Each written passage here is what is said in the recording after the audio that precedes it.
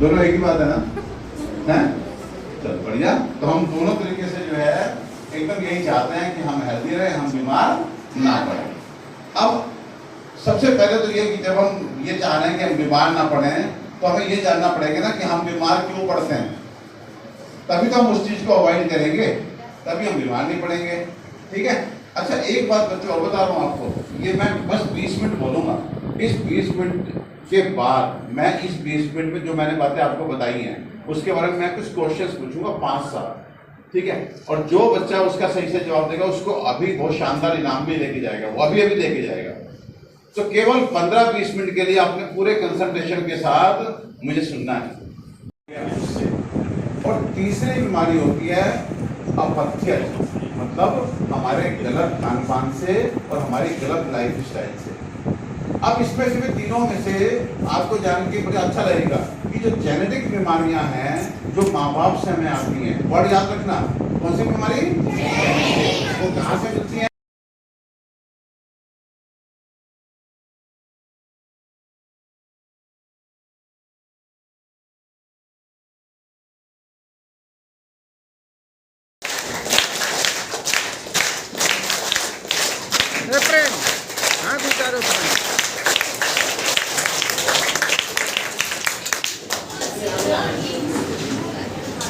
अरे तुम भी फ्रेम में आ रहे हो, जरा हटो। इसमें लोग है ना, देख नहीं पा रहे लोग, इशारे को एकदम देख के एकदम बंद करना है, ठीक है।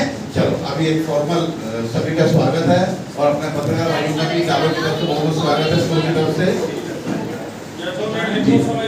और हमारे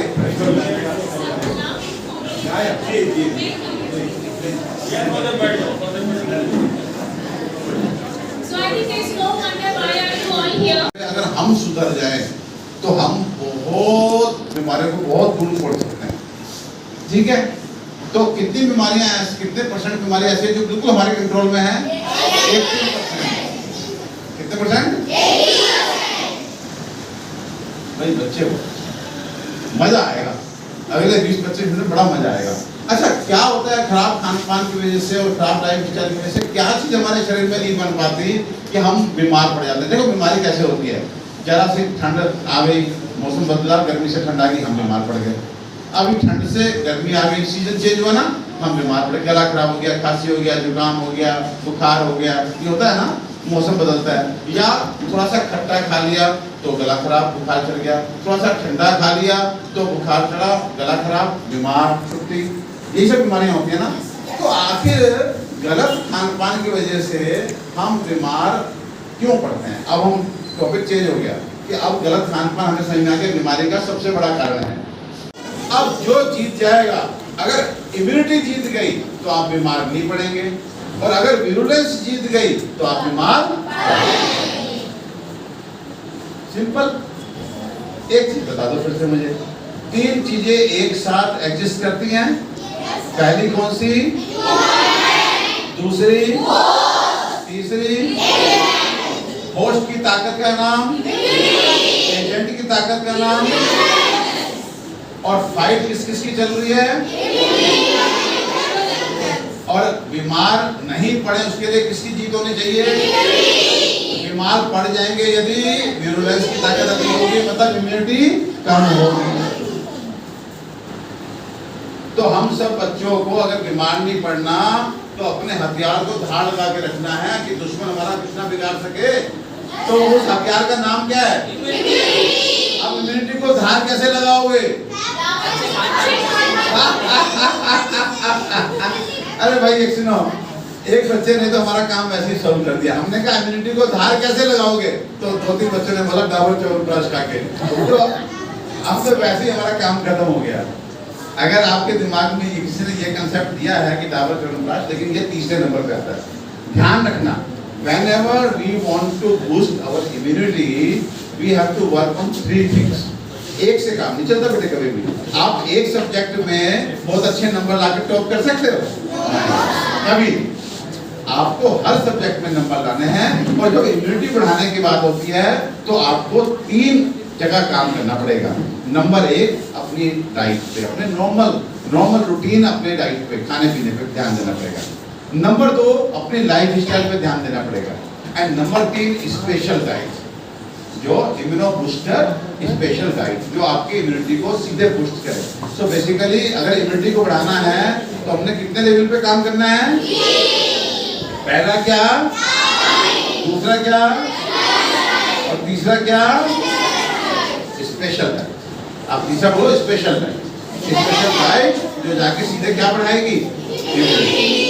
तो पहला, अब इसका मतलब ये नहीं है कि एक पेपर हल्का है तो उसमें उसको अटेम्प्ट नहीं करना, उसको भी अटेम्प्ट करना है। अब हम बात करते हैं खाने पीने की। पहले हमें क्या सही करना है? खाना पीना। अब खाने पीने में बच्चों इन जनरल आज के टाइम पे आप तो थोड़े से बड़े हो गए, थोड़े बच्चे तो बड़े दिख ही रहे हैं और टीचर्स भी दिख ही रही हैं। जब हम खाने की बात करते हैं तो सबके दिमाग में एक बात आती है कि खाने की क्वालिटी ठीक नहीं रहेगी, इसलिए हम मजबूत नहीं बन पा रहे, इसलिए बच्चे कमजोर हैं। क्या बोलते हैं? खाने की क्वालिटी ठीक नहीं है, सारा खाना मिलावटी है, यही बोलते हैं ना, सब खाने की चीज मिलावटी है, सब केमिकल है, ऑर्गेनिक नहीं रहेगी, नेचुरल नहीं रहेगी, इसे बोलते हैं ना। तो we just talk on 1 parameter of diet, that is quality. लेकिन मैं एक डॉक्टर आपको बता के जा रहा हूं कि whenever we want to take the ideal diet और good diet, तो we have to consider 5 parameters। कितने पैरामीटर? 5। अब वो 5 पैरामीटर्स कौन से हैं? Number 1, quality.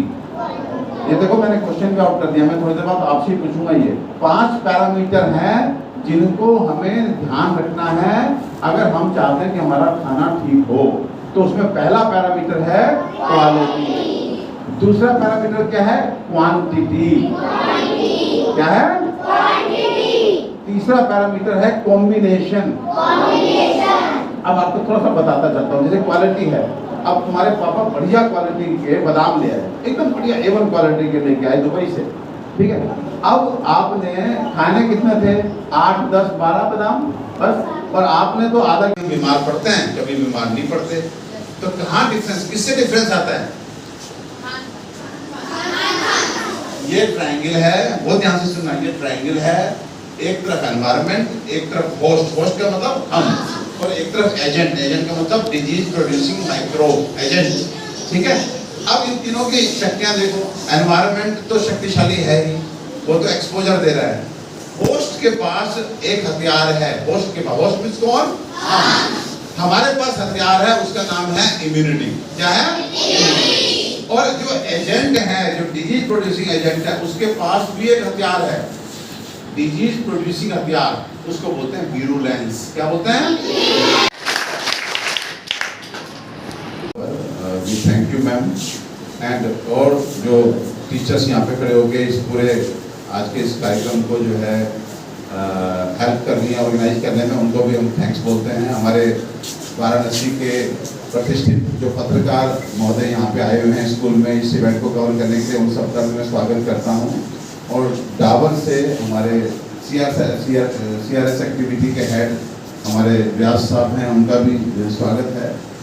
बच्चों, आज का जो हमारा ये सेशन है ना, ये सेशन बस ये समझ लीजिए हिंदी में बहुत स्पष्ट है। आज हमें ये सीख के जाना है कि हमें हेल्दी कैसे रहना है, हेल्दी कैसे रहना है, या ऐसे बोल दो कि हमें बीमार कैसे नहीं पड़ना है। कितने बच्चे ऐसे हैं जो चाहते हैं कि वो हेल्दी रहें? चलिए पढ़िए सब लोग। अच्छा हाथ नीचे। कितने बच्चे ऐसे हैं जो चाहते हैं बीमार ना पड़े? दोनों एक ही बात है ना? हैं? चलो बढ़िया। तो हम दोनों तरीके से जो है एकदम यही चाहते हैं कि हम हेल्दी रहें, हम बीमार ना पड़े। अब सबसे पहले तो ये कि जब हम ये चाह रहे हैं कि हम बीमार ना पड़े, तो हमें ये जानना पड़ेगा ना कि हम बीमार क्यों पड़ते हैं, तभी तो हम उस चीज को अवॉइड करेंगे, तभी हम बीमार नहीं पड़ेंगे, ठीक है। अच्छा एक बात बच्चों और बता रहा हूँ आपको, ये मैं बस 20 मिनट बोलूँगा, इस 20 मिनट के बाद मैं इस 20 मिनट में जो मैंने बातें आपको बताई हैं उसके बारे में मैं कुछ क्वेश्चंस पूछूंगा 5-7, ठीक है। और जो बच्चा, मैं डॉक्टर परमेश्वर Arora MD Ayurveda Dabur India limited की ओर से, और आज हम बनारस के हैप्पी मॉडल स्कूल में जो है एक इम्यूनिटी अवेयरनेस सेशन के लिए आए हुए हैं, जहाँ पे बच्चों को हमने इम्यूनिटी के बारे में बताया कि कैसे वो सही खान पान से, कैसे सही जीवन शैली से और विटामिन C का अच्छे से कंजम्पशन करके अपनी इम्यूनिटी को अच्छा रख सकते हैं। क्योंकि हम सब जानते हैं कि ये जो बीमार पड़ना, बीमार नहीं पड़ना, ये सब विटामिन C और इम्यूनिटी का खेल है। तो बच्चों को आज हमने अवेयर किया, छोटे छोटे points, basic points about diet बताए, और बच्चों को बताया कि खाने में केवल क्वालिटी की बात नहीं करनी है, बल्कि क्वालिटी, क्वांटिटी, कॉम्बिनेशन, टाइमिंग और way of eating is also very important. तो सारे जो खान पीने को लेके पैरामीटर्स हैं वो बच्चों को आज उनके बारे में बताया। लाइफस्टाइल के बारे में बच्चों को बताया कि अगर वो समय पे सोते हैं, सुबह जल्दी उठ करके पढ़ते हैं, तो उनसे कितना उनको भी फ़ायदा होगा, उनके शरीर को फ़ायदा होगा, माइंड कितना जो है स्ट्रेस फ्री रहता है, वो बच्चों को समझाया। और हम सब जानते हैं कि इम्यूनिटी को बिल्ड करने के लिए विटामिन C का बहुत अहम किरदार है। पीछे कोविड में चाहे वो आयुर्वेदिक डॉक्टर हो, चाहे वो एलोपैथिक डॉक्टर हो, चाहे कोई साइंटिस्ट हो, सब ने बोला विटामिन C खाइए, लेकिन लोग विटामिन C के असली और सबसे अच्छे स्रोत को नहीं जानते। वो समझते हैं कि नींबू है, संतरा है, यही विटामिन C है। अगर हम विटामिन C की बात करें तो आंवले का विटामिन 20 टाइम्स मोर पोटेंट होता है दैन दैट ऑफ लेमन और ऑरेंज। तो बच्चों को बताया कि आंवले को अपने जीवन में लाएं, चाहे वो आंवले की चटनी खाएं, आंवले का मुरब्बा खाएं, या डेलिशियस स्वादिष्ट कोई चीज़ खानी है तो आंवले का च्यवनप्राश खाएं।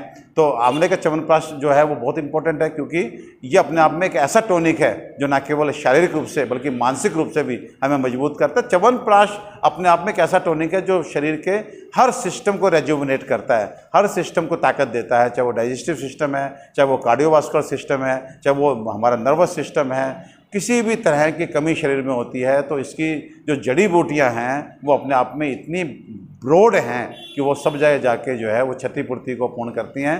तो लोगों को बच्चों को, स्कूल की टीचर्स को हमने अवेयर किया कि अपने खान पान को ठीक करें, जीवन शैली को ठीक करें, च्यवनप्राश का सेवन करें, अपनी इम्यूनिटी को अच्छा करें, सो दैट जो छोटी छोटी ये सीजनल बीमारियां होती हैं, खांसी जुकाम बुखार, इससे जो है वो आराम से बच सकें।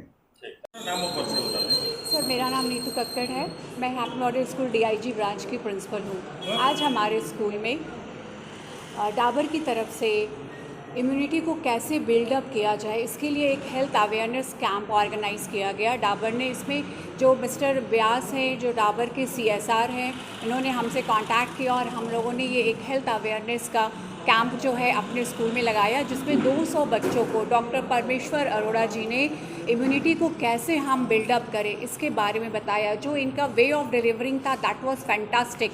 बच्चे कैसे एंजॉय कर रहे थे इनके सेशन को, वो हम लोगों ने देखा। बच्चों को पता चला कि हमें किस तरह की लाइफस्टाइल को लीड करनी है, हमारा खान पान क्या होना चाहिए, हमें क्या चीज़ खाना है, किस कॉम्बिनेशन के साथ खाना है। ये सारी चीज़ें सर ने बहुत सुंदर तरीके से बताई, जिसे बच्चों ने अडॉप्ट किया। मुझे लग रहा है कि वो आगे भी अगर हम इस तरह के सेशन अगर करते हैं अपने यहाँ, तो जो एक नॉर्मल सी प्रॉब्लम है, जैसे ही वेदर चेंज हुआ बच्चे बीमार पड़ जाते हैं, उनका एब्सेंटिज़म बहुत हाई हो जाता है।